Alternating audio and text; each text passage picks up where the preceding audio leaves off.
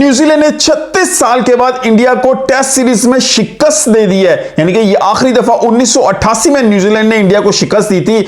ये जो प्लेइंग 11 खेली अभी न्यूजीलैंड की, इनमें से कोई प्लेयर पैदा नहीं हुआ था सिवाय एजाज पटेल के। वो भी उस वक्त सिर्फ 1 माह के थे, यानी कि 1 महीना पुराना बच्चा था उस वक्त पैदा हुआ। और बाकी पूरी टीम जो उस वक्त पैदा भी नहीं हुई थी, ये वो टीम है जिसने दोबारा इंडिया को शिकस्त दिया टेस्ट सीरीज के अंदर। ये विक्ट्री न्यूजीलैंड के लिए बहुत ही ज्यादा सिग्निफिकेंट है, क्योंकि इंडिया को घर में हराया है और घर में इंडिया बहुत ही ज्यादा स्ट्रांग है। हर प्लेयर को, हर टीम को पता है कि इंडिया को घर के अंदर हराना इट्स लाइक इम्पॉसिबल। अगर 18 पुरानी सीरीज उठा के देखें जो इंडिया ने अपने घर में खेली है, सब में इंडिया ने फतह हासिल की है। यानी कि शिकस्त किसी में नहीं है, एक आध सीरीज ड्रॉ हुई है, लेकिन सब में बाकी फतह हासिल की है। अगर मैं कप्तान रोहित शर्मा की बात करूं तो ये उनकी 7वीं टेस्ट सीरीज थी और पिछली 6 टेस्ट सीरीज में से 5 में कामयाबी, 1 ड्रॉ हुई और ये टेस्ट सीरीज इंडिया हार गया है। जी हां, ये 7वीं टेस्ट सीरीज थी as a captain Rohit Sharma की जो हारे हैं। और न्यूजीलैंड ने जितना कन्विंसिंगली हराया, पिछले टेस्ट मैच के अंदर 8 विकेट से शिकस्त थी, जो 107 रन का टारगेट था। लग रहा था कि शायद इंडिया उनके लिए हेल्प बनाएगा, क्योंकि वहां सरफराज खान ने जो 150 रन की इनिंग खेली थी, ऋषभ पंत ने 99 रन की इनिंग खेली थी, इवन के 46 में इंडिया आउट हुई थी, फिर भी एक फाइट बैक दिखाई थी। लेकिन अब पुणे टेस्ट के अंदर जहां पे लग रहा था यार स्पिन ट्रैक में फंसाया जाएगा न्यूजीलैंड टीम को, लेकिन लगता है अपने ही गड्ढे में खुद गिर गई इंडियन साइड। और यहां पर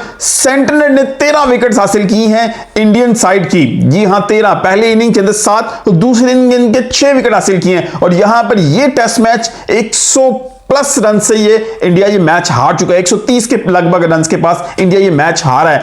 और ये जो लॉस है इंडिया के लिए, ये बहुत हॉरिबल लॉस है, क्योंकि इस वक्त पूरे मीडिया, सोशल मीडिया के ऊपर इंडिया के ऊपर जो तनकीद की जा रही है वो बहुत ही शदीद की जा रही है। लेकिन मैं समझता हूं ये जस्टिफाई नहीं करती। देखें, टीमों के अंदर राइज फॉल जरूर आता है। अभी आप इसको कंपैरेटिवली पाकिस्तान से रिलेट करके देखें तो एक बहुत बड़ा फॉल था। ऑस्ट्रेलिया में ऑस्ट्रेलिया से हारना, न्यूजीलैंड सी टीम से हारना, अफगानिस्तान से हारना, उसके बाद यूएसए से हार जाना, मतलब बेदर पे बांग्लादेश से जिसना टेस्ट सीरीज हारी, तो उसके बाद पाकिस्तान बहुत डाउन था। फिर पहला टेस्ट मैच जिसमें पाकिस्तान हारा, 800+ रन किए इंग्लैंड साइड ने, हैरी ब्रूक के 300, जो रूट के 200। तो उसके बाद जो कमबैक हुआ स्ट्रेटेजिकली स्ट्रांग होने की वजह से हुआ था। लेकिन अगर मैं इंडिया की बात करूं तो इंडिया अभी सिर्फ मुझे लग रहा है कॉन्फिडेंस शैटर्ड, क्योंकि जो 46 रन की जो इनिंग खेली थी पहले टेस्ट मैच की पहली इनिंग के अंदर, उसके बाद लग रहा है कि इंडियन बैट्समैन एक शेल के अंदर चले गए और वो उसमें से निकलना नहीं चाह रहे। अगर निकलने की कोशिश करते हैं तो कोई ना कोई झटका लगता है जिससे उनका कॉन्फिडेंस शेक होता नजर आ रहा है। इसीलिए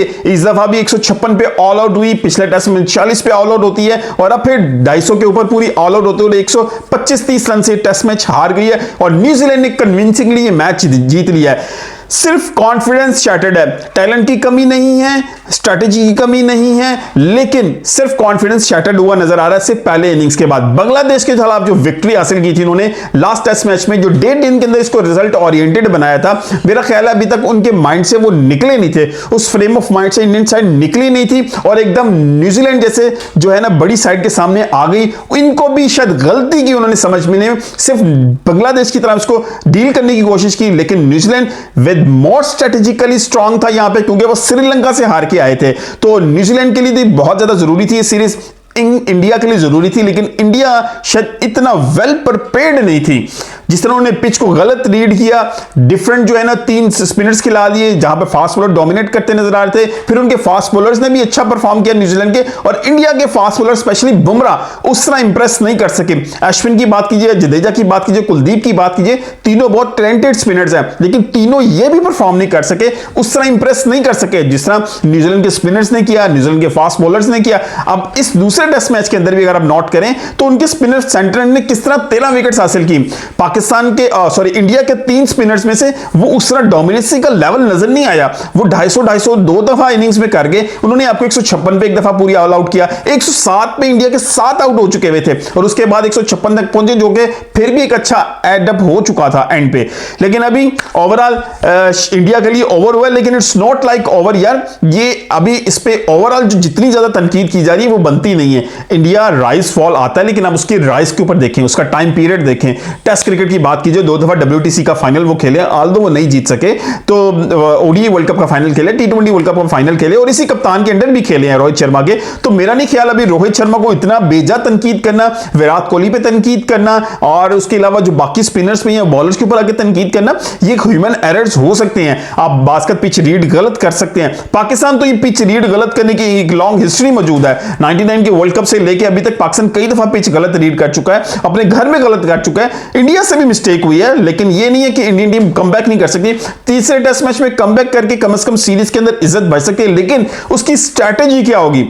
क्या इंडिया दोबारा स्पिन ट्रैक बनाएगा? क्या इंडिया दोबारा फास्ट बॉलिंग ट्रैक बनाएगा? या इंडिया दोबारा बैटिंग ट्रैक बनाएगा? अगर बैटिंग ट्रैक बनता है तो फिर डेफिनेटली ये ड्रॉ की तरफ जा सकता है।